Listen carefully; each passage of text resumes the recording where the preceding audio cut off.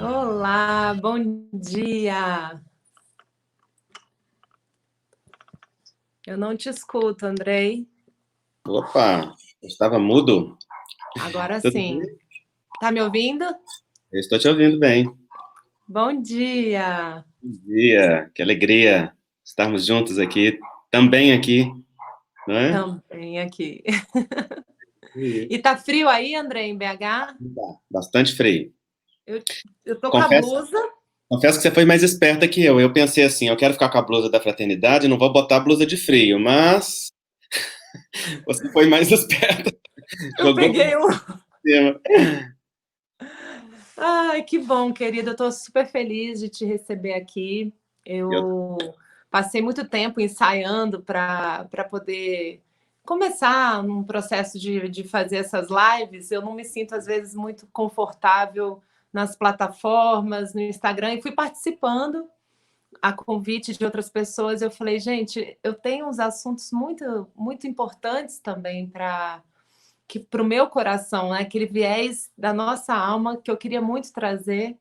sim. E você foi uma das primeiras pessoas, né, que me passou pela mente, porque já tem tempo que eu fico atrás de você com relação a esse tema. Acho que você deve ter visto algumas perguntas minhas sobre isso ao longo do tempo, né?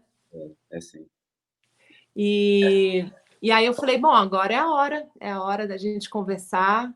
E é um assunto assim muito muito profundo, muito interessante da gente entender como, no estudo das constelações familiares, de uma forma que a gente possa interpretar as ordens da ajuda, não de uma maneira superficial, porque algumas pessoas, de uma forma superficial, acham que não tem como ajudar sem ferir a dignidade daquele que recebe a assistência, né? É. Então, eu acho que é um tema muito rico. Queria muito te ouvir, Andrei. Como é que foi, assim, a sua caminhada? Queria que você se apresentasse e contasse um pouquinho para a gente como que foi esse seu caminho, né, até chegar no Fraternidade Sem Fronteiras. Tá certo. Bom, primeiro quero dizer que é uma alegria esse seu convite, o seu carinho com a fraternidade, com essa causa que faz parte do seu coração, com as constelações familiares, né, que é um caminho que a gente partilha, e a gente poder unir duas coisas que a gente ama juntos, né, numa mesma conversa, é muito gostoso. Então, Verdade. o meu caminho com a Fraternidade Sem Fronteiras tem sido de um aprendizado constante, né, porque a fraternidade é uma escola da vida, é uma escola de virtudes, é uma escola de encontro, é uma escola de humanidade, a qual todos nós somos absolutamente alunos iniciantes. Então, para nós, na fraternidade, tem sido um desafio muito grande o trabalho, uma alegria muito grande o trabalho, e nós todos temos aprendido juntos. Então, só para situar as pessoas, que pode ter gente que não conhece a Fraternidade Sem Fronteiras, eu particularmente sou médico, homeopata, trabalho também como constelador familiar, e sempre fiz palestras, né, a respeito da doutrina espírita, de saúde e espiritualidade, que é um caminho que enche o meu coração. E sempre senti uma vontade grande, assim, também, de ajudar a África. Mas eu pensava, Dani, naquela época, que eu ia ajudar a África com palestras. Na época, eu acho que eu ainda estava iludido, achando que palestra era a melhor coisa do mundo. E que você falar para os outros era uma maneira muito efetiva de ajuda. Hoje eu tenho uma visão de um pouco ou bastante diferente disso, sabe? Ainda vejo a grandeza da fala e do espaço da partilha, mas a fraternidade me levou para um outro nível de convite ao aprendizado. E aí eu fui fazer uma palestra num congresso médico espírita em Campo Grande, no Mato Grosso do Sul. E fiquei hospedado na casa de um amigo, um médico, Marcelo, e o Marcelo ficou me enchendo a paciência. Você tem que conhecer o Wagner, você tem que conhecer o Wagner, você tem que conhecer o Wagner, você tem que ouvir o Wagner. E eu já não aguentava mais ouvir o Marcelo falar, você tem que conhecer o Wagner. Que diacho que esse Wagner tem de tão especial que o Marcelo quer tanto que eu conheça ele. E quando eu cheguei no congresso, o Wagner estava no corredor. Eu lembro que o Marcelo parou, me apresentou o Wagner, e o Wagner começou a falar da Fraternidade Sem Fronteiras. Naquele momento, o meu coração se encheu de uma maneira, aquele projeto tinha tanta água viva para a sede do meu coração, para a terra seca do meu coração, que na hora que o Wagner falou daquilo, eu senti como inundado por uma proposta de amor, inundado por uma proposta de dignidade, inundado por um movimento de fraternidade verdadeira, porque aquele homem falava com humildade, falava com verdade do coração, falava com simplicidade, falava com um profundo compromisso e tinha uma força nele muito significativa que me tocou. Eu vi apresentando sobre a fraternidade e me encantei. Naquela época, a fraternidade tinha 300 e poucas crianças acolhidas. Já fazia 5 anos que ela existia, mais ou menos, então isso foi mais ou menos Em que atrás. país primeiro, Andrei? Primeiro em Moçambique. Uhum. Aí eu fiquei sabendo, então, naquela palestra, que o Wagner sempre tinha tido vontade de ajudar a África, sempre tinha tido vontade de servir ao povo, aos povos africanos, e era um chamado do coração dele que nem ele mesmo sabia de que se tratava, mas era uma dor profunda que dizia: olha para a África. Ele diz que essa dor só aliviava quando ele estava nos trabalhos comunitários na periferia de Campo Grande, onde ele estabeleceu um trabalho muito bonito de assistência social, de promoção humana, um trabalho também espiritual, de crescimento, através do Centro Espírita Amizade, que ele fundou. E ele diz que quando ele saía de lá, essa dor voltava. E ele falava assim: tô obsediado, tô perturbado, tô transtornado, não sei o que eu tô, mas que coisa é essa, que essa dor só passa quando eu tô servindo, quando eu tô ali e quando ela volta. E ele disse que um dia, carregando 2 baldes de sopa, essa dor no coração, no meio de um sol quente, ele olhou para o alto, sentiu no coração aquilo, e ele diz que no coração dele, ele via uma figura de mulher, né, muito muito profunda, muito tocante, a qual ele se curvava interiormente. E naquele momento, carregando os baldes de sopa, sentindo aquela dor, ele olhou para o alto e disse: eu vou. Significava: eu vou para a África. E na hora que ele disse eu vou, aquela dor se dissipou, aquela angústia desapareceu, aquele movimento aliviou dentro do coração dele, uma força encheu de dentro, e ele soube com clareza que era o que ele precisava, e com muita coragem, aquele movimento legítimo do coração, autêntico da alma, ele botou uma mochila nas costas sem falar nenhuma língua estrangeira e foi sozinho para Moçambique, o país de língua portuguesa com o menor índice de desenvolvimento humano. Então, Foi com a coragem que ele pisou lá, com a coragem que ele olhou para a realidade, com a coragem que ele indagou a realidade, posso servir? E com coragem a realidade também respondeu a ele, né? Sim, pode, e também temos para dar. E essa troca linda começou a se estabelecer ali quando ele então fundou um centro de acolhimento, onde as crianças passam a metade do dia, a outra metade elas estão na escola, e nesse centro de acolhimento recebem refeição, higiene, projeto cultural através da música e reforço escolar.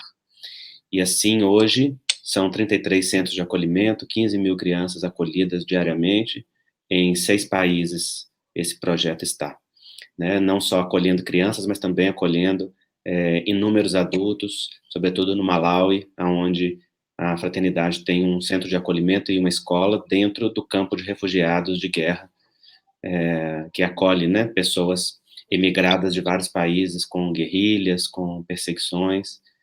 Então, hoje é um trabalho muito amplo, e quando eu vi, então, Wagner contar daquilo lá naquele congresso, aquilo me tocou, e eu soube, na alma, que aquilo era o que eu esperava, que aquilo era o que eu precisava, que aquilo era a ajuda da vida para mim, e era também o convite da vida dizendo para mim, põe a serviço aquilo que você tem para ofertar.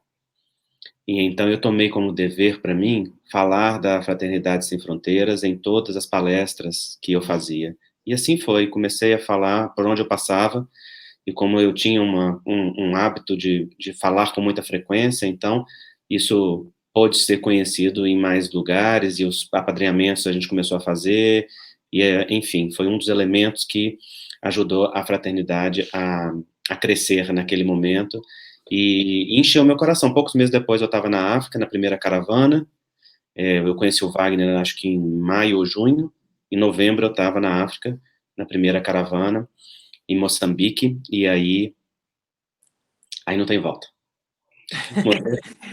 Aí, Andrei, deixa eu só tentar seguir aqui uma construção para a gente chegar no nosso tema, porque as pessoas perguntam, mas Andrei, Wagner, tem tanta gente necessitada aqui no Brasil, em Campo Grande, por que na África? Né? Como que foi para você, Andrei? Porque assim, uma coisa é quando a gente chega lá. Eu tive a experiência de ter morado 1 ano na África, e eu tenho um amor, uma paixão. Morei na minha adolescência em Uganda, e eu me sentia completamente em casa. Era um outro contexto, não era um contexto de caridade, mas assim, a conexão e a naturalidade com que eu cheguei lá, e que eu não sentia a menor saudade de nada, era uma interação imensa. Eu fico imaginando, né, que quando você chegou lá, você entendeu realmente o porquê ir trabalhar na África, né? Agora, as pessoas questionam muito, e aqui? E a pobreza daqui? Como é que foi isso para você? E para o Wagner? Eu acho que são diferentes essas respostas, sabe? Como que foi para mim e como que é para a Fraternidade Sem Fronteiras. Eu vou te responder primeiro para mim com toda a sinceridade do meu coração. Eu nunca liguei para esse questionamento. Esse questionamento nunca fez sentido para mim, porque, em geral, eu percebia que esse questionamento vinha daqueles que não estavam disponíveis para servir. Talvez, claro, existam exceções, mas eu percebia que as pessoas que faziam esses questionamentos eram as mesmas que não se dispunham a colocar a mão na massa. Sabe, eu tenho muita resistência aos críticos de pijama.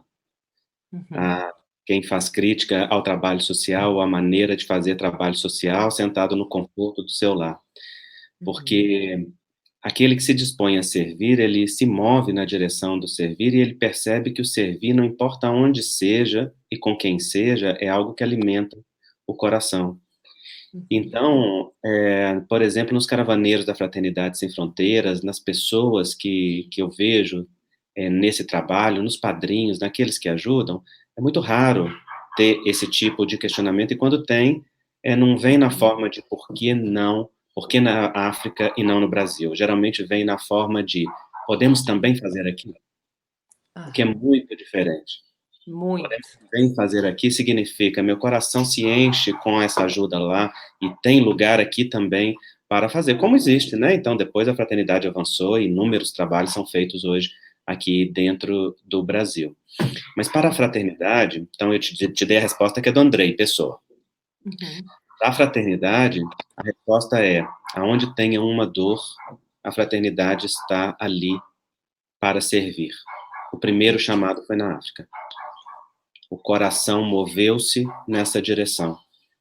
E a dor africana não é diferente da dor americana. A dor moçambicana não é diferente da dor brasileira, é dor humana. E aonde haja uma dor humana, onde haja uma potencialidade humana, onde haja uma riqueza humana, ali há o humano. E o trabalho da fraternidade é exatamente conectar seres humanos, é nos fazer sentir irmãos, conectar nesse sentimento de fraternidade. Então, não importa onde que seja, com quem quer que seja, por isso que a fraternidade tem vários braços, várias frentes de trabalhos distintas, mas ela vai surgindo à medida que isso surge cheio dentro do coração dos caravaneiros, daqueles que fazem parte, dos corações fraternos que estão servindo e aprendendo a servir dentro dessa causa.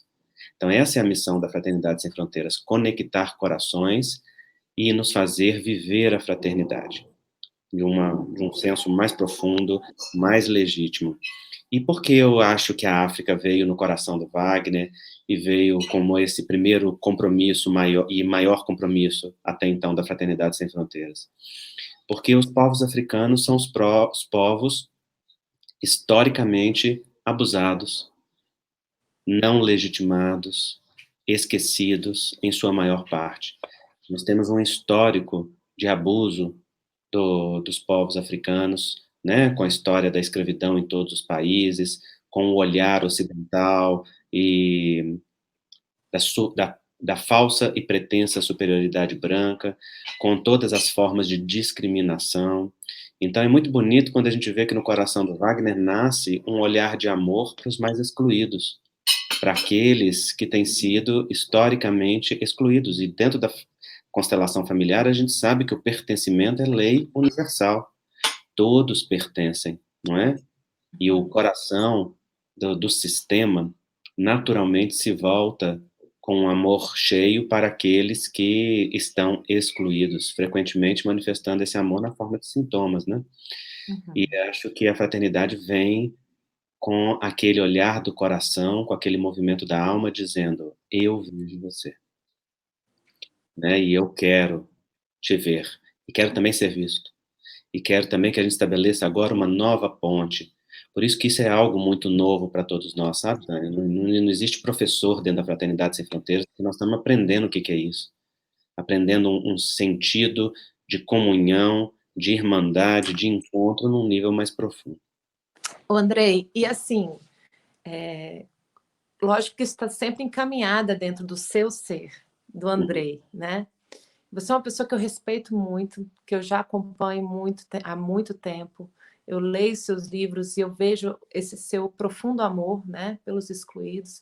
E eu vejo também uma sinceridade, uma humanidade em você de admitir os seus processos no Abraço à Sombra, sabendo que nós temos a nossa infância espiritual. Ela caminha em nós.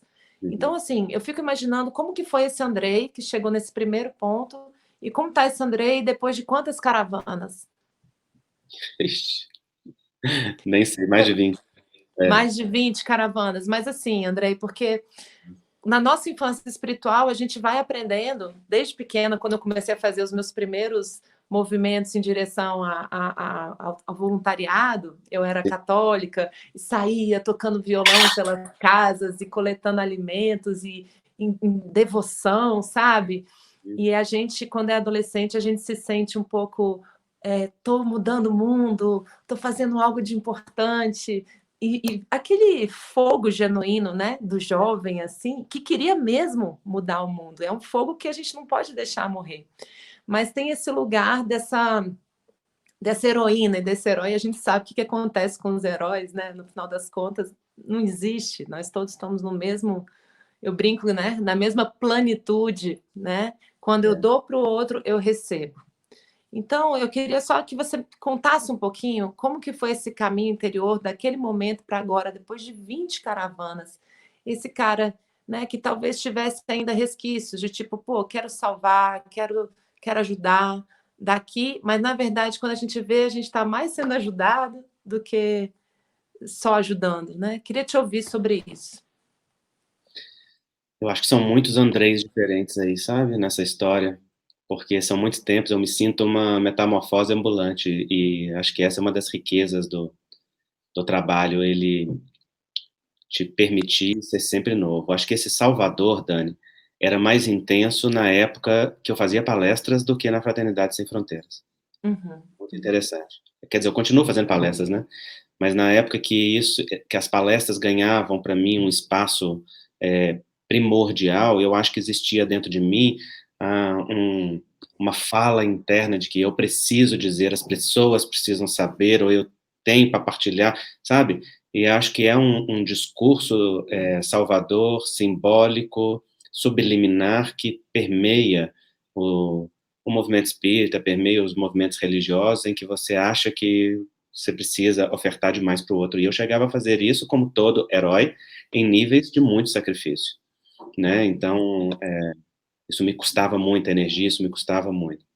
Na fraternidade, eu logo de cara percebi que esse trabalho não é salvador, que esse trabalho é de comunidade. Primeiro, porque ele não é o trabalho de uma pessoa, ele é trabalho de um grupo, ele é trabalho de muitos corações.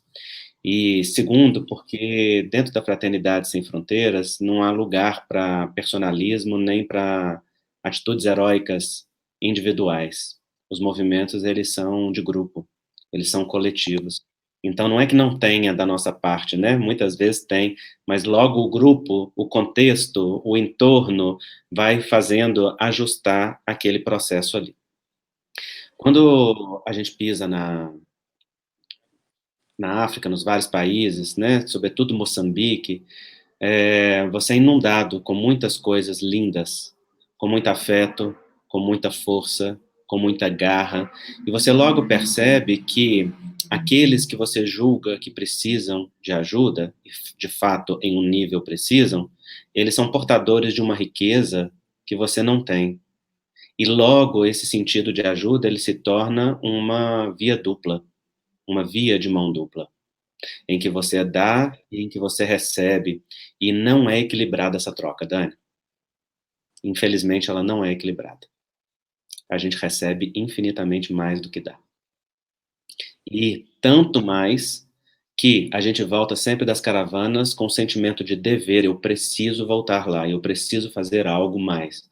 Porque quando você vê a grandeza e a força daquele povo conectado ao essencial, com valores que nós perdemos aqui, como respeito à ordem, o respeito à hierarquia, o pertencimento, que às vezes são naturais naqueles povos, quando você vê os conceitos como Ubuntu, eu sou porque nós somos, você percebe que quem é aprendiz ali, quem tem para receber é você. Então, esse movimento, ele é de mão dupla, e ele naturalmente faz com que a gente seja renovado ou transformado em algum nível. Então, é uma fala comum dos caravaneiros que vão à África e têm contato com as diversas comunidades amparadas pela Fraternidade Sem Fronteiras, que aquilo que a gente recebe, que aquilo que a gente pode vivenciar é muito rico. E nós também trabalhamos com os caravaneiros esse sentido de qual é o trabalho que a fraternidade faz e o que nós estamos indo fazer ali. Nós não somos os brancos salvadores da comunidade negra africana. Nós somos seres humanos vivenciando a partilha da comunhão.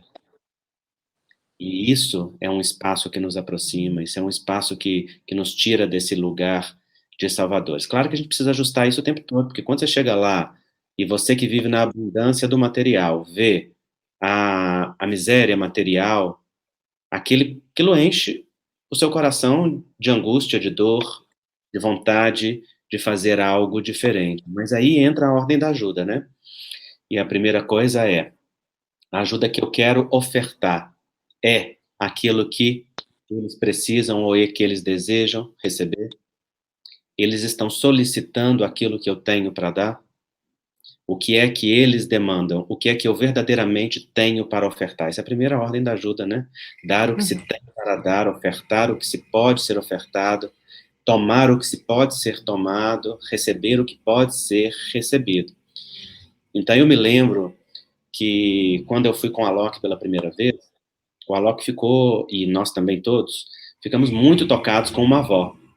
Uma senhora que naquela época tinha 98 anos de idade, que nós encontramos descalça, debaixo de um sol de quase 40 graus, com um balde de lata d'água na cabeça de pelo menos 5 quilos, andando. E aquilo foi muito chocante para nós. Nós estávamos perto da casa dela, acompanhamos até a casa, perguntamos para ela, vovó, quando a senhora comeu pela última vez? E ela disse, há 3 dias. Então, naquele momento, nós fomos no carro e pegamos o sanduíche que a gente tinha de viagem, os biscoitos que a gente tinha e trouxemos imediatamente para ela, e ela se pôs a comer aquilo sentada na frente da sua casa. E na hora que o Alok viu aquilo, ele teve uma crise de choro enorme, e todos nós ficamos muito tocados. Ele, particularmente, conta que teve uma crise de choro porque ele olhou e viu ela comendo o sanduíche que ele recusou no caminho, e viu ela diante de uma necessidade que ele não tinha, né? Diante das suas possibilidades.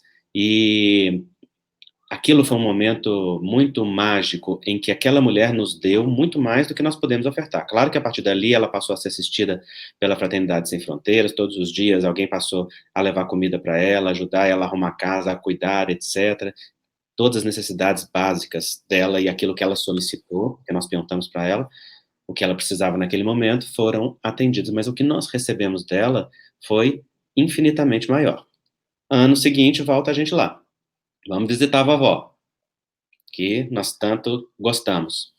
Vovó Teface, né? Porque as pessoas amparadas pela Fraternidade Sem Fronteiras têm nome, têm identidade, são conhecidas, né? Num primeiro momento, você pode até ir lá e querer visitar a África, mas depois você volta para ver a vovó Teface, depois você volta para ver os amigos que você criou e os corações que você conectou. Então, lá fomos nós nessa viagem para ver vovó Amélia, vovó Teface e tantas outras vovós que tocam o nosso coração. Na hora que a gente chega diante da vovó, tá ela bonitinha lá na frente da casa dela, varrendo, curvada até o chão. É incrível a resistência física que eles têm, né? E tá ela literalmente assim, ó, curvada até o chão, varrendo com uma... se eu fizer aquela posição uma única vez, nunca mais que eu levanto. Minha coluna não tem aquilo. E aí, conversa vai, ela sorri, nos reconhecendo, a gente a ela, eu pergunto se ela está sendo bem amparada pela fraternidade, ela me responde, e o Alok, muito tocado com ela, pergunta, vovó, o que que a senhora precisa? Me diga, gostaria de te ofertar. Ela olha pra gente, olha pro lado, olha pro outro. Não precisa de nada não, meu filho, já tem tudo. E naquela hora somos nós que pedimos a ela, né?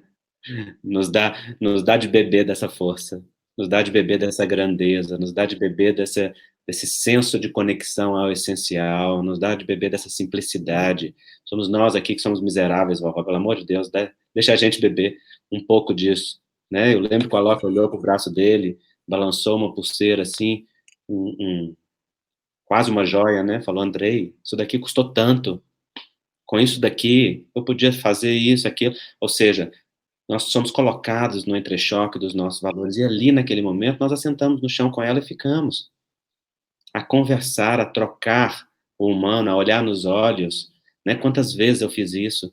Sentar no chão e só olhar no olho de uma vovó daquela, as vovós particularmente me tocam, e aquilo encher de uma força, de uma humildade, de uma grandeza que eu desconheço, que é diferente daquela que eu posso ter dentro da minha grandeza, porque também não é o caso de a gente se diminuir e falar que a gente não tem nada, né? Não é esse espaço de falsa humildade e de negação de si mesmo. É você ver mesmo um outro nível que às vezes a dor, o sofrimento, a luta da vida, né? A cultura, o contexto, o entorno permitiu que aquela pessoa fosse e você ainda não experimentou. E Andrei, deixa eu te fazer uma pergunta. Como que o Wagner e a Fraternidade Sem Fronteiras, até onde ela vai nesse auxílio, na ajuda? Porque, assim, quando a gente encontra esse lugar, esse espaço de ajuda que tem essa conexão com a humanidade em mim e no outro, por exemplo, essa vovó, a vovó Teface, né? É fácil. ter face. Como que, até onde? Porque ela virou para você e falou, até aqui, aqui tá bom. Para que também não vire aquela infração a uma das outras ordens da ajuda, que é você atrapalhar o caminho do outro quando você excede o auxílio ao outro. Quando é que a gente, em conexão com a gente mesmo, a gente percebe até onde eu vou? Uhum. É no respeito, é no espaço do respeito, né? Então, para essa vovó, não insistimos em fazer mais nada. Ela sentia que ela já tinha, não é? E aquilo que a gente pôde fazer foi feito, e na hora que ela diz para mim isso é suficiente, então para mim isso é suficiente. A gente se curva diante daquela grandeza respeitosamente. No entanto, aí nós estamos falando de uma senhora já com 98 anos de idade, que depois faleceu com 101 anos, e com muita grandeza, né? Temos ela com muito carinho viva no nosso coração, e a maioria das pessoas assistidas pela Fraternidade Sem Fronteiras são crianças, são jovens que estão em pleno processo de desenvolvimento. Então, que esse suficiente não chega a acontecer, Dani, porque estão em permanente movimento de expansão. E o que a fraternidade faz é um trabalho de promoção humana, não é um trabalho de assistencialismo. Então, todo o sentido da Fraternidade Sem Fronteiras tem o movimento do desenvolvimento humano, de todos os que estão envolvidos naquele processo. Então, tem o reforço educacional, tem a capacitação profissional, tem o desenvolvimento cultural, da cultura deles, não da nossa, neles, né? Então, isso é muito importante. Nunca teve, da parte da fraternidade, movimento de aculturação. Nunca teve. Vamos levar a cultura brasileira para eles. Vamos levar o nosso movimento de ensinar-lhes. Não, muito pelo contrário. A gente sempre chega, o Wagner sempre diz isso, né? Qual é a força da cultura local? É a música, é o canto, é a fé. Então, vamos desenvolver isso. Vamos cultivar isso. Vamos possibilitar que eles tenham acesso mais e mais a isso. Tanto que uma das coisas que a gente faz, por exemplo, nós todos somos pessoas que somos religiosas, a grande maioria, se não a totalidade, das pessoas que estão envolvidas com a Fraternidade Sem Fronteiras, cada um num campo de trabalho. Nós nunca fizemos uma pregação lá. Entende? E eu até já fiz palestras lá em Moçambique, por exemplo, mas no Centro Espírita da capital, que aproveitou que a gente estava lá e pediu, mas na aldeia, nós fazemos um culto ecumênico e chamamos todas as igrejas. E todas as igrejas falam. E quando nós estamos lá naquele espaço de culto ecumênico, é muito lindo de ver, porque foi a primeira vez que eu vi isso, todas as igrejas falarem a mesma coisa. A mesma linguagem de amor, e nenhuma se importar com a outra, e nenhuma fazer proselitismo, e nenhuma ficar querendo conquistar o fiel da outra, porque não se trata de um negócio, se trata de um espaço na alma, de comunhão com o sagrado. E há no povo africano um imenso respeito pelo jeito de comungar do sagrado do outro, sabe? Então a gente faz um culto ecumênico lá na aldeia, convida todos os representantes e os ouve, e fala também com o nosso coração, e a gente comunga, e depois a gente faz um jantar em que a gente os serve. Geralmente são eles que querem nos servir, e sempre nesse movimento somos nós que servimos a eles. Então a gente termina o culto ecumênico, todos nós servindo a eles o jantar como nosso gesto de gratidão, como nosso gesto de reconhecimento. Então, esse movimento de incentivo à cultura, de desenvolvimento cultural, é um olhar para o outro que diz, eu te vejo, eu te reconheço, e você é digno do jeito que você é. Exatamente, talvez o oposto do que nós fizemos ao longo da história, no processo de aculturação, de retirar as pessoas dos lugares delas, né, os negros, as pessoas pretas, né, não negros, porque negros então era lá naquele tempo da escravidão, mas as pessoas pretas dos seus lugares de origem, das suas histórias, das suas famílias, das suas realidades, e os trazemos para a nossa e os aculturarmos.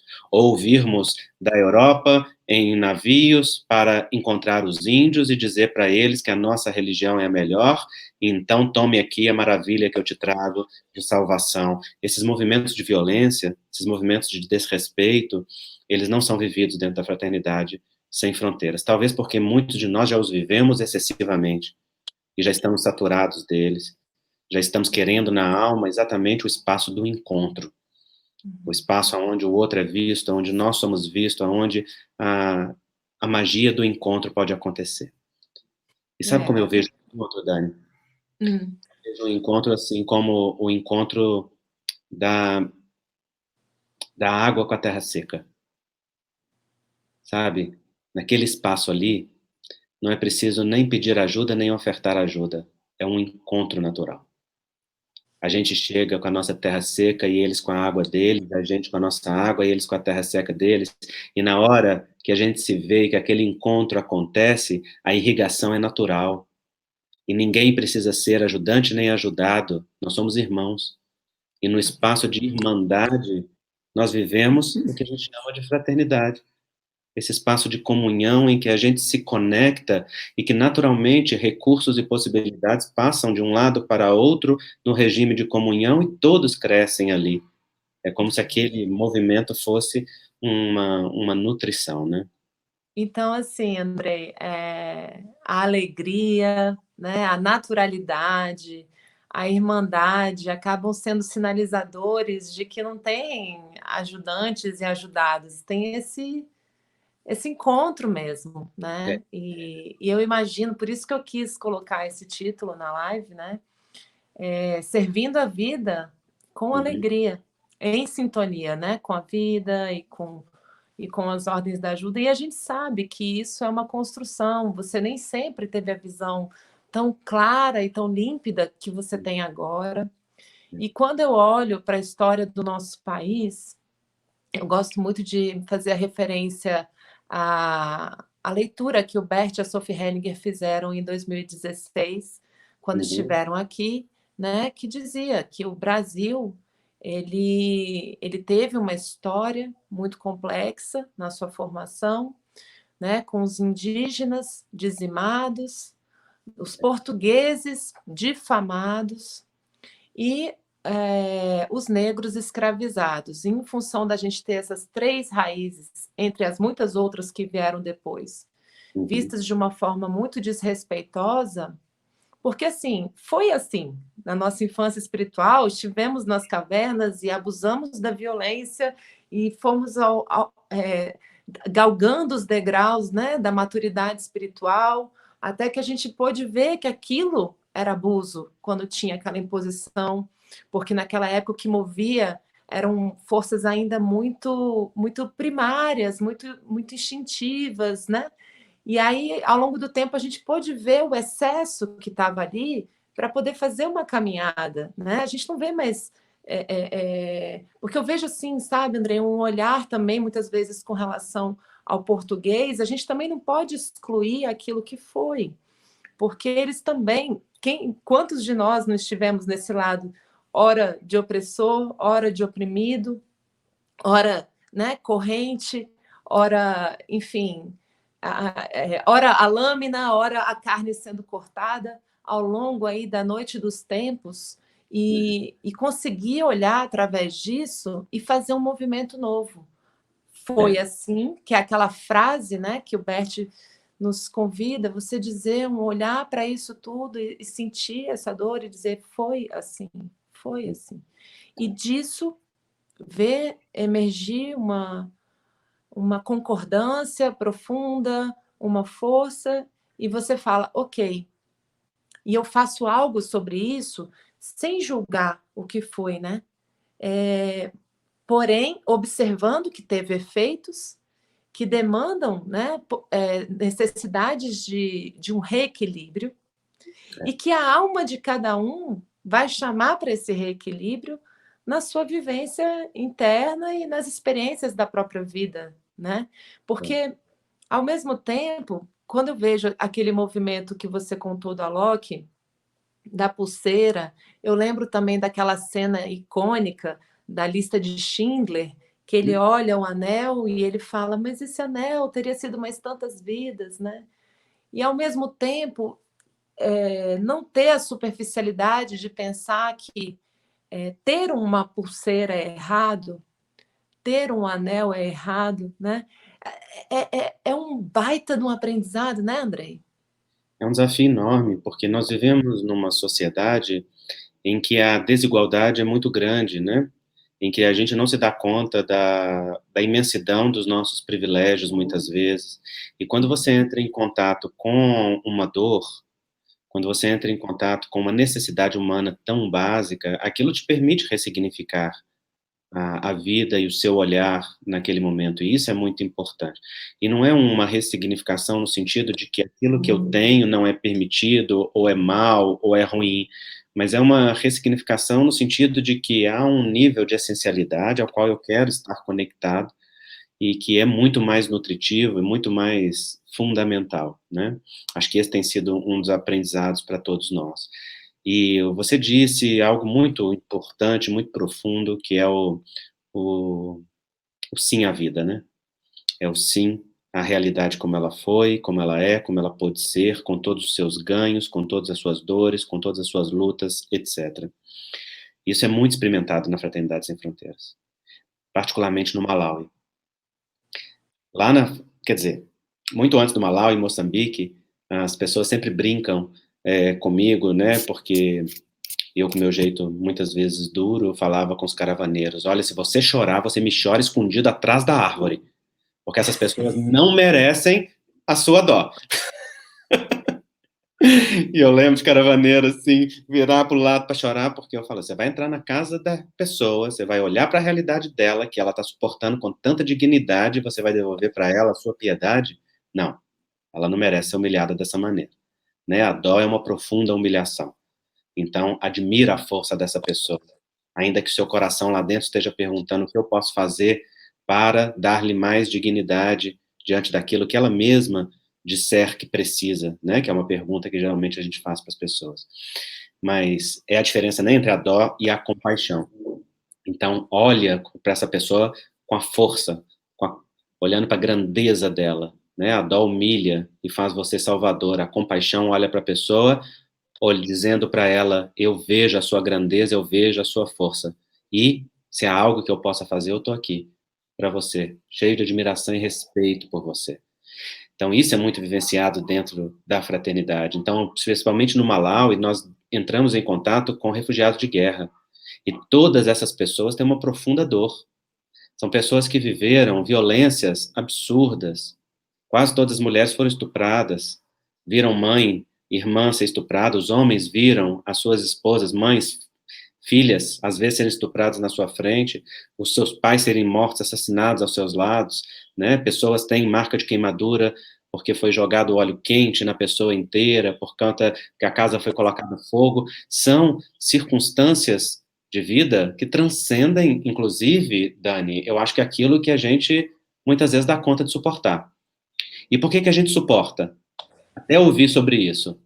Porque tem uma dignidade de um ser humano inteiro, cheio da sua força, olhando para você e dizendo assim: eu sobrevivi a isso. Eu transcendi a isso. Eu não guardo mágoa no coração porque eu aprendi que o espaço de paz é o único, o espaço do perdão é o único que traz paz. E assim, naquele lugar ali, você é colocado em contato com uma, uma necessidade de dizer sim à realidade de uma forma muito profunda. Até porque, por exemplo, no campo de refugiados, podem ter lá muitos daqueles que fizeram isso mesmo. E que fugiram para o campo de refugiados para não serem perseguidos, estão ali ocultos. E nós, ao atendermos uma pessoa, não perguntamos para ele: você é da turma daqueles que estupravam ou que eram estuprados? Daqueles que violentavam ou que eram violentados? Né? Então, ali tem um espaço de humanidade, como um espaço de reencontro. E uma situação muito difícil, porque no campo de refugiados, no Malawi, por exemplo, as pessoas são admitidas lá e elas não pertencem mais a lugar nenhum.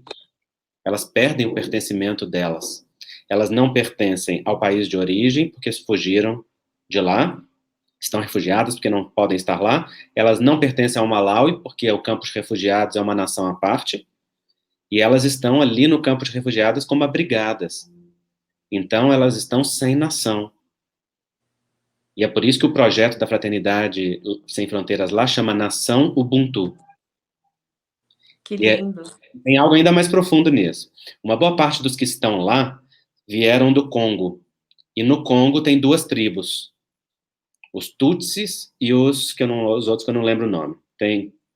tem aquele famoso conflito que foi feito e incentivado pelos belgas na invasão, que o filme Hotel Ruanda, se não me engano, Ruanda. né, mostrou. E aí foi uma distinção, né, em que um grupo, porque era considerado, os Tutsis que eram considerados altos e magros, eram considerados superiores a outra tribo que era menor e mais baixa. E quando os belgas saíram, uma tribo se voltou contra a outra, os mais baixinhos saíram cortando a perna dos que eram os mais altos para os igualar, né? Ou seja, é um conflito que foi gerado pela própria ingerência externa no país, né, através da invasão. E aí tem um grupo que é de pessoas que são descendentes da mistura das duas tribos. De gente de uma tribo que se relacionou com outra, e o descendente, então, é considerado sem tribo, é considerado sem pátria. Ele não tem direito a pertencer a nenhum. E a maior parte dos que estão lá no campo de refugiados vem dessas tribos. E aí, a Fraternidade Sem Fronteiras olha para o coração deles e diz, né, não só olhando para a fonte e a origem, vocês sim pertencem a tudo de onde vocês vieram, mas também aqui nós formamos uma nação, a nação Ubuntu, né, que significa eu sou porque nós somos. Então é um exercício diário, sabe, de aprendizado, de olhar, de ver, de ser visto, de desenvolver, de gerenciar diferenças culturais, as nossas próprias questões. É uma escola. Eu digo que a Fraternidade Sem Fronteiras é uma escola para todos nós. E assim, Andrei, quando chega o pessoal novo, né, que está indo, né, na primeira caravana, isso que você falou, sobre também a pessoa ter as emoções dela, né? E eu sei que você é ariano, né? Você é bem, É, bem eu sou mais durão. Eu adoro os arianos, são um remédio para mim, assim, porque eu sou da turma que chora. Mas é aquela história, olhar para a força, para a dignidade. Quando você falou essa vovó, eu acho que, eu não sei se vai dar tempo de eu conhecê-la, porque me deu muita vontade, né, de encontrá-la. Mas 98 anos. A vovó até fácil já faleceu. Ela Ela faleceu? faleceu com Ah, 101 anos. É, nossa.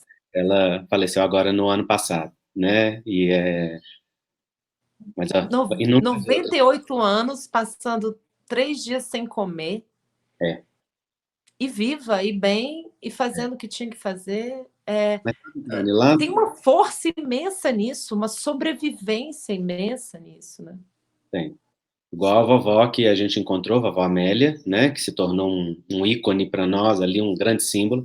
Nós a encontramos, é, aparentemente cega, sentada no chão, encostada à sua casa. Foi na viagem com a Loki, a mesma viagem da vovó Tefassa. Essa viagem foi muito marcante para nós. E nós a encontramos lá, assim, olhando para o chão, sozinha. Chegamos perto, ela cumprimentou a gente, assim, meio xoxa, e levantou a blusa, e nós vimos algo na barriga dela. Eu pensei que fosse um patuá, que é comum também que eles utilizem debaixo das roupas, e eu perguntei através da tradutora, o que é isso, vovó? É um patuá? Ela, não, meu filho, isso aqui é um pano que está amarrando forte o meu estômago para eu não sentir a dor da fome. E aí nós perguntamos para ela, quando é que a senhora comeu pela última vez, vovó? Ela também disse, há 3 dias. E eu falei, o que que a senhora comeu? Ela disse, um pedacinho de shima, que é tipo um angu nosso, né, que é feito com milho e água e sal, só. Né? E ali naquele momento a gente se movimentou e arrumou comida para ela, e ela começou a ser assistida, o Alok foi lá, comprou o colchão para a casinha dela, etc. Na hora que nós voltamos, entregamos tudo para ela, ela levantou e dançou. E aí ela olhou para nós, muito feliz, nós fizemos uma festa junto com ela. Naquele momento ela olhou para nós e disse assim, agora só falta Deus me devolver a minha visão. Aí eu olhei para os olhos dela e vi que ela não era cega. E vi que possivelmente aquilo era catarata. E a partir dali nós iniciamos um processo de levá-la para os hospitais, de dar acesso ao sistema de saúde, enfim. Em 1 ano e meio ela operou os 2 olhos, voltou a enxergar os 2 olhos.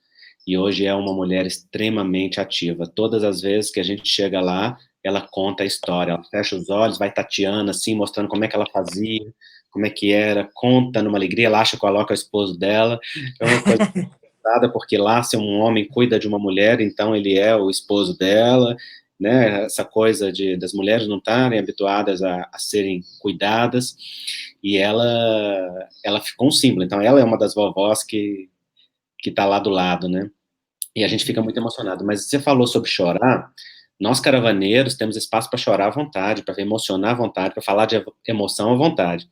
Essa minha fala foi exclusivamente que eu digo assim, quando você estiver de frente das pessoas, evita humilhá-las com a sua dor. Olha para a força delas. Mas todos os dias à noite nós fazemos uma rota em que a gente libera as emoções e falamos tudo que a gente sente diante daquilo, os aprendizados que a gente está tendo naquele dia, porque é assim que a gente pode, né, ser humano e lidar com a nossa humanidade com muito acolhimento a esse espaço de humanidade, né?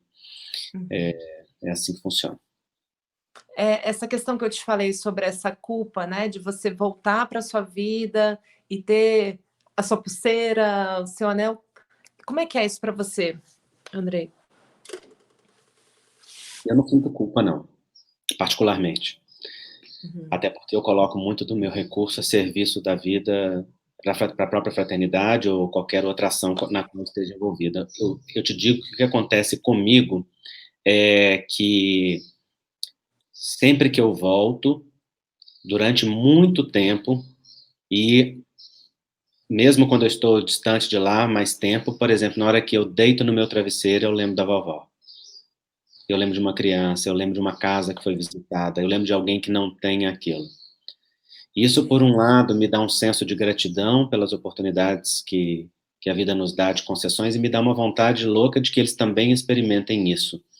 Uhum. Mas aí entra a ordem da ajuda, né? Porque por algumas vezes nós quisemos que eles experimentassem algumas coisas que a gente tem e que para eles não fizeram sentido, sabe? E aí você tem que estar o tempo todo pesando o que que é que você oferta, de que maneira você oferta, em que nível você oferta. Então, ouvi-los é muito importante. Por isso que nas comunidades que são atendidas pela Fraternidade Sem Fronteiras, são os próprios é,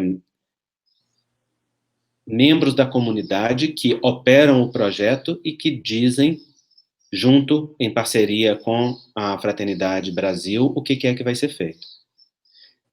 Por exemplo, Dani, nós temos por volta de 400 pessoas contratadas lá, todas locais, para fazer o projeto. Tem muitos poucos brasileiros lá fazendo alguma coisa, a não ser os caravanas. Tem alguns que vão em missão temporária, passa alguns meses, passa um tempo. Tem uma médica que mora permanentemente no Madagascar, fazendo trabalho de assistência à saúde, formando equipes locais, etc. São trabalhos e missões pontuais, mas o trabalho da Fraternidade Sem Fronteiras é feito pelas próprias pessoas locais. Um trabalho de desenvolvimento humano, um trabalho de promoção humana, um trabalho de crescimento. Então, nós temos a alegria, por exemplo, de ter pego crianças que entraram lá com 9 anos e agora estão se formando na universidade.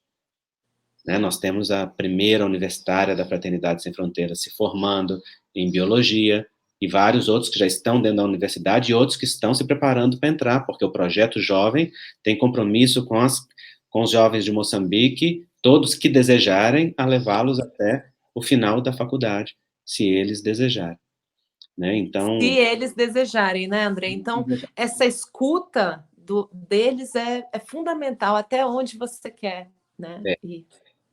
é, tem muitos que não desejam, que desejam se tornar artesãos, que desejam se tornar líderes dentro do próprio projeto da Fraternidade Sem Fronteiras, que desejam ser líderes comunitários. Então, tem várias formas de empoderamento e de crescimento dentro da comunidade, que não é necessariamente a universidade. Então, sim, é para aqueles que querem, né? E a Fraternidade tem também várias oficinas de capacitação profissional.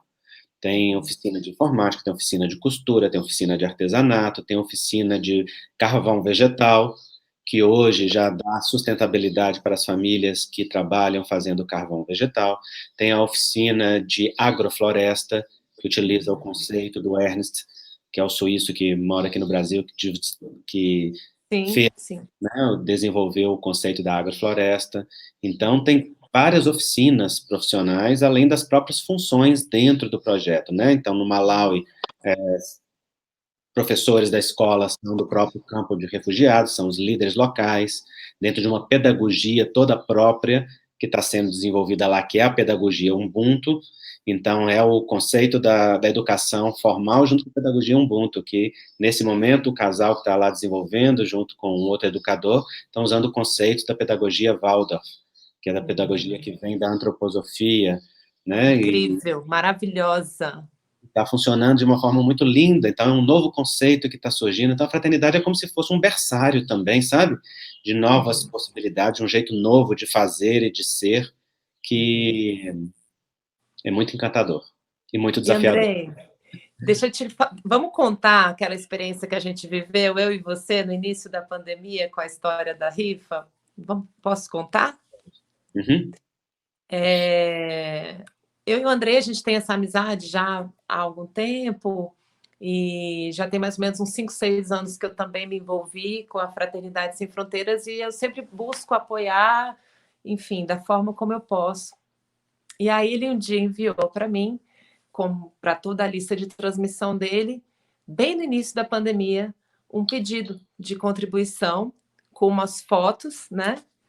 Uhum. E falando, Dani, me ajuda, manda para todo mundo, porque houve no início assim um problema com a questão do dólar, houve um prejuízo grande para o projeto na África em função da disparidade, do real com o dólar, e uma galera ia ficar desatendida, e então foi disparado esse alarme para que os projetos que já estão acontecendo lá não parassem no meio do caminho. Houve um esforço maior, né, Andrei?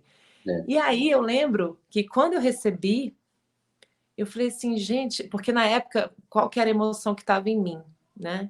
Era aquele receio da pandemia, as pessoas com medo de perder emprego aqui, com medo de perder receita, num modo de sobrevivência de si mesmo, né? Sim. E eu falei, como que eu vou pedir para minha rede para ajudar as pessoas agora nesse momento? E eu dei aquela freada e abri meu coração para o Andrei. Nesse dia eu falei assim, Andrei, eu tô com uma... Eu tô pensando, gente, como é que essas pessoas vão receber isso agora, justo agora? Uhum. E aí você me disse, Dani, eu me senti igual, né? Eu me senti também... E assim, essa é a hora que a gente precisa ir além. Conta um pouquinho, Andrei, dessa nossa experiência. Eu também me senti, quando nós lançamos a rifa em prol da Ação Madagascar, né, que é o trabalho que a Fraternidade tem lá no sul da ilha de Madagascar, nós estávamos e estamos olhando para a imensa necessidade que tem lá no sul da ilha. E na hora que eu pensei em divulgar a rifa mais amplamente, eu me senti envergonhado, como a gente sente sempre que manda qualquer coisa por lista de transmissão. Mas graças a Deus, a minha arianidade, cara de pau, né, falou comigo, Dois. Tô olhou para contigo. os assistidos e falou, vamos, né, é isso que importa, é isso que é o mais importante, é isso que eu desejo fazer, e assim foi. Então, é um desafio para nós sempre a gente enfrentar, e o resultado foi maravilhoso, né, resultado da ação coletiva, quantos e quantos corações se uniram para vender a rifa, para fazer ao mesmo tempo, e centenas de pessoas trabalhando, e o resultado foi algo, assim, espetacular, né? A gente arrecadou perto de R$500 mil só com aquela rifa, o que permitiu um socorro muito grande lá, já virou construção, já virou ação imediata de amparo lá no sul da ilha de Madagascar. Então, eu acho que é muito importante isso, sabe? A gente enfrentar o nosso comodismo, enfrentar a nossa vergonha, enfrentar as nossas representações sociais, ter coragem de dizer, eu apoio, eu sirvo, eu me coloco à disposição, tem aqui uma possibilidade para você servir. A nossa percepção, Daniela, na Fraternidade Sem Fronteiras, é que a solidariedade, a generosidade das pessoas é imensa, e as pessoas só estão esperando uma oportunidade de um trabalho sério e uma oportunidade de ajudar. Às vezes a gente quer que as pessoas sejam busquem ajudar por conta própria, ter a visão, enxergar, saber fazer acontecer, mas nem sempre a pessoa tem essa característica, ou este é o perfil, ou é a necessidade da pessoa. Mas quando ali a oportunidade bate na porta dela, ela percebe que ali tem um trabalho sério e ela ajuda, e o coração se abre. Então, a fraternidade é feita disso. Imagina que todo o trabalho da fraternidade é sustentado por doadores, né? Doadores que doam R$ 50 mensais, que há 10 anos atrás sustentava muito bem o projeto. Hoje já está um pouco defasado, porque com a alta do dólar, o dinheiro tem que ser transformado, já não dá tanto, mas continuamos com essa cota por enquanto, e as pessoas doam quantas cotas quiserem. Todo o trabalho, você imagina, que ampara 15 mil crianças, mais 3 mil pessoas adultas indiretamente, todo esse trabalho é feito por apoiadores, pessoa física, na sua grande maioria, né? Agora, recentemente, que as empresas têm olhado para a fraternidade com a ação que está sendo feita no Brasil, com a campanha Viver Fraternidade, que está distribuindo cestas básicas agora no período de pandemia em todos os estados do Brasil, em parceria com 53 ONGs, para o trabalho com as crianças com microcefalia na Paraíba e em Belo Horizonte, para Na a orquestra Venezuela. refugiados venezuelanos, né, no norte do Brasil, com interiorização para o Brasil. Então, agora, por exemplo, nós recebemos a doação da Três Corações com a live do Alok, que foi uma doação de R$ 1 milhão, substanciosíssima, que virou 20 mil cestas básicas que já estão sendo distribuídas, já estão quase todas distribuídas. Então, tem uma ação, assim, muito linda agora, mas a grande maioria é feita de pessoas.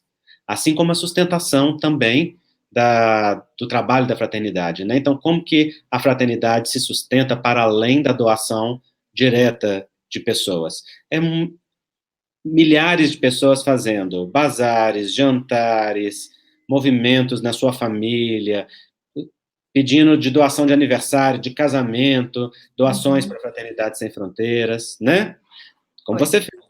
Como tanta gente com o coração lindo, abrindo e dando suporte a isso. Então, Fraternidade Sem Fronteiras é uma colmeia de múltiplos movimentos, né, de múltiplas abelhinhas, de múltiplos servidores que servem a vida com muita alegria, com muita espontaneidade. Andrei, eu queria te pedir Meu só mais um computador, pouquinho. a bateria está acabando, peraí. Bota aí. Máximo, por favor, veja aí as perguntas. Maridão, Máximo é o nosso super TI. Máximo, né? É o Máximo. Eu vou pedir para ele colocar rapidamente, a gente já alcançou 1 hora da nossa live, mas 5 minutinhos, no máximo 10. Se tiver perguntas, eu vi que entrou uma pergunta da Juliana, que é Juliana Nunes, que é uma amigona minha, jornalista também, e que ela faz essa liderança do movimento preto aqui em Brasília, com muito amor, com muita dedicação, né, com toda a dor que isso envolve. Eu queria, Máximo, que você depois pegasse perguntas rápidas das pessoas que colocaram. Tem gente perguntando como ajudar. Enfim, se você puder pensar as perguntas para o Andrei responder, bate pronto. Por favor, Andrei. Ela está perguntando como que eu lido com a crítica às fotos de missionários brancos com crianças africanas, né? Se eu acho que passa uma imagem paternalista colonizadora. Eu vou falar para você da nossa experiência na fraternidade, Juliana, diferente da experiência, talvez, em geral, ou com outras ONGs, as quais eu não entro no mérito.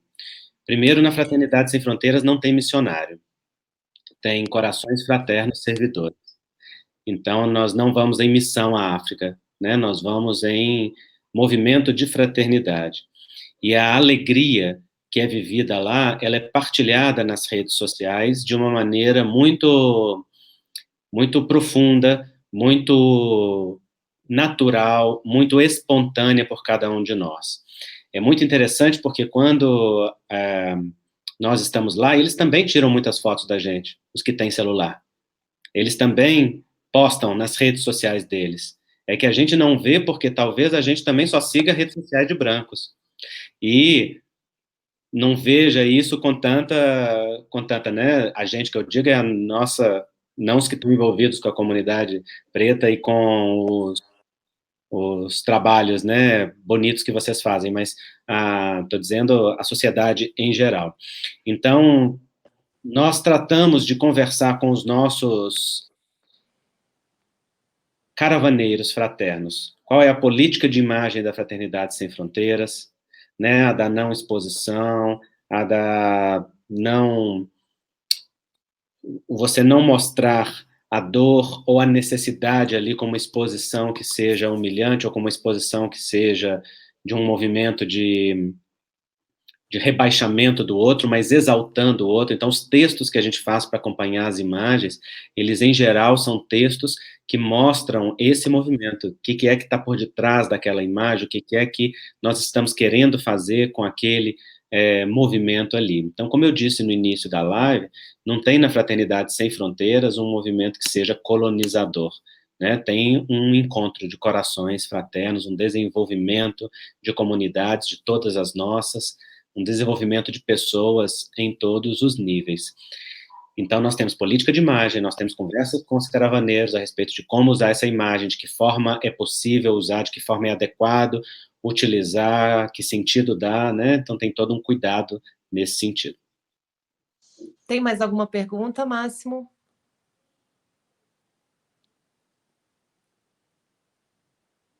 Vai ficar disponível no meu canal e no seu também, né, Andrei? Vai sim. A Rosângela Teixeira está perguntando como ser caravaneiro, como participar da fraternidade. Qualquer pessoa está convidada a fazer parte desse movimento fraterno através da Fraternidade Sem Fronteiras, como padrinho ou como caravaneiro. Como padrinho, basta você ir ao site fraternidadesemfronteiras.org.br e se inscrever e escolher o projeto que você quer apoiar, escolher o projeto que você quer auxiliar, com a cota que você deseja auxiliar. E, para ir a uma caravana, você tem que ter 3 condições fundamentais. A primeira é ser padrinho ou madrinha da fraternidade, porque precisa estar envolvido com a causa. O segundo é você pagar todos os seus custos, porque a fraternidade não paga os custos de ninguém, nem nosso, né? Eu acho que é importante que as pessoas saibam que todos os que estamos, corações fraternos, na direção desse trabalho, somos todos voluntários. É estatutário que nenhum diretor possa ganhar nada da Fraternidade Sem Fronteiras. Ao contrário, a gente investe, né? Então, eu sempre pago todos os meus custos, as pessoas pagam os próprios custos. Então, cada caravaneiro paga o seu próprio custo. E terceiro, que você tenha boa vontade para servir no que for necessário. Se isso enche o seu coração, se essas condições tem, você é muito bem-vindo numa caravana, tem várias lá no site, na parte como ajudar caravanas, você encontra as datas de caravanas, que nesse momento estão suspensas, né, por conta da quarentena, e você vê também os países e as datas das caravanas que você pode se inscrever. Se você já for padrinho ou madrinho, o sistema te autoriza a inscrever. Se não for, você tem que primeiro ser padrinho ou madrinho. Uhum.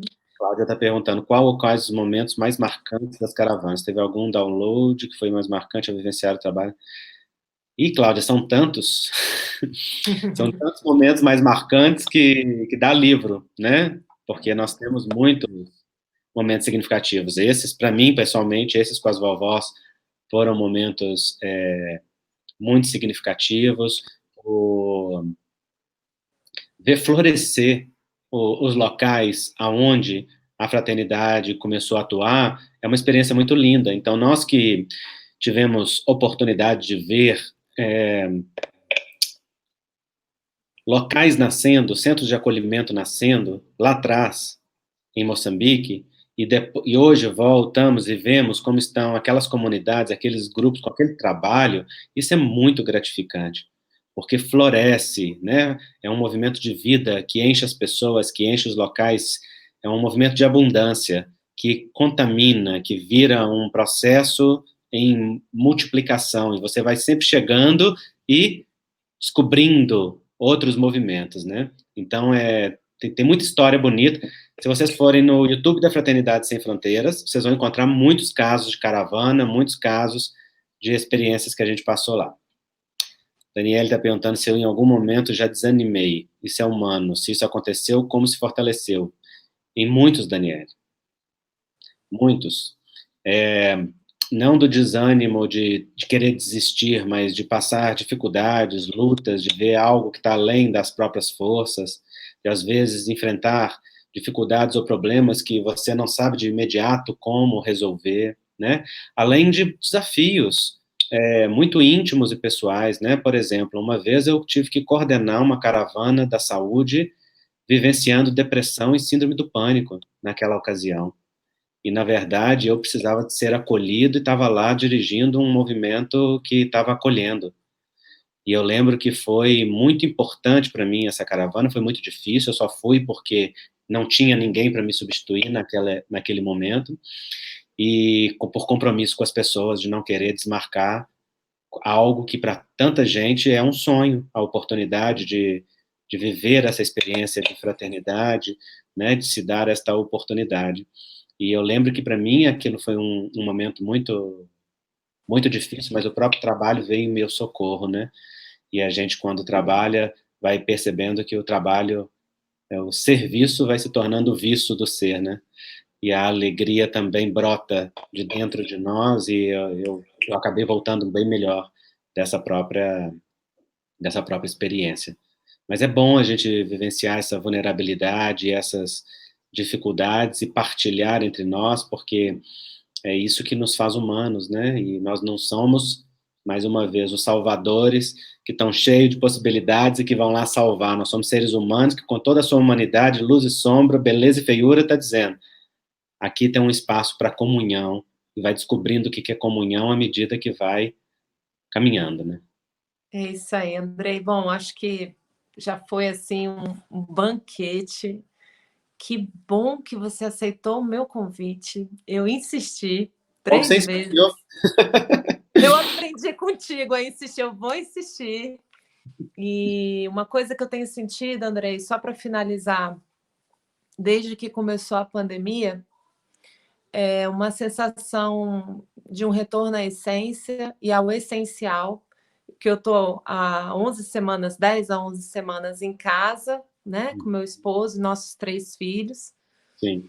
E a gente vê o quanto que a gente precisa de tão pouco, né? O quanto os investimentos, por exemplo, que ir em restaurante, tá sempre na rua, gasolina, como que a nossa vida ela se faz numa simplicidade muito grande, né? Como a gente precisa de pouco e como eu vi desde o início, quando a gente teve aquele nosso primeiro contato e a alegria que foi ver o que virou a campanha, como isso Sim. caminhou dentro de mim, do medo à confiança, Uhum. e ver como a cada dia essa pressão por fazer serviços voluntários, especialmente nesse período da pandemia, está crescendo em mim. É um negócio assim, o que eu posso fazer? Porque a gente sabe que tem muita gente passando aperto agora, né? Mais do que nunca. Então, eu quero te agradecer por ter insistido comigo. Eu estou feliz de ter insistido com você. Isso mostra que a gente pode sim, né?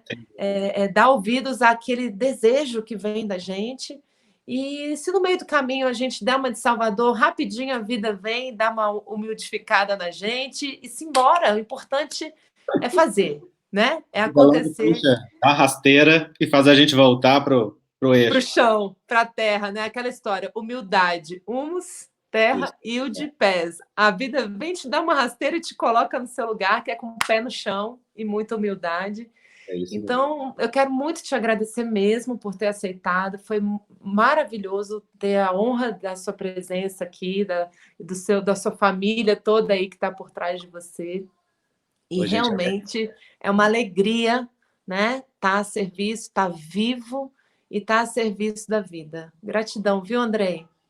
obrigado a você, obrigado ao máximo pelo carinho de vocês, por você oportunizar esse momento, essas reflexões, né? Muitas delas vão amadurecendo até dentro da gente com essas oportunidades. E é lindo a gente seguir juntos. Vocês fazem parte da família Fraternidade Sem Fronteiras, nós somos família, né? E nós seguimos juntos aí a serviço da vida. Muita gratidão. Um beijo, Andrei. Bom fim de semana. Tchau, gente. Um beijo. Tchau, gente. Grata a todos que estiveram aqui com a gente. Tchau, tchau.